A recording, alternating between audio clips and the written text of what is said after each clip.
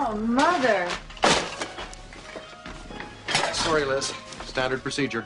Trash from the guy's house. And thank you for bringing it into mine. Here, let's see here.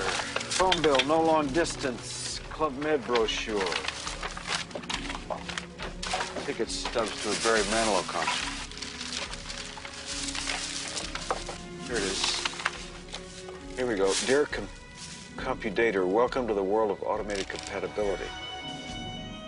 He's a computer dater. I love it. Let's get him a date. What was the name of that gal that we did the using on the serial company scene last year? Sandy Krieger? Yeah. Forget it. Married a cop. How about Barbara?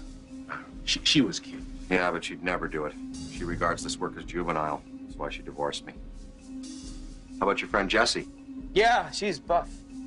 Fellas, look at this man's trash. He's not looking for buff.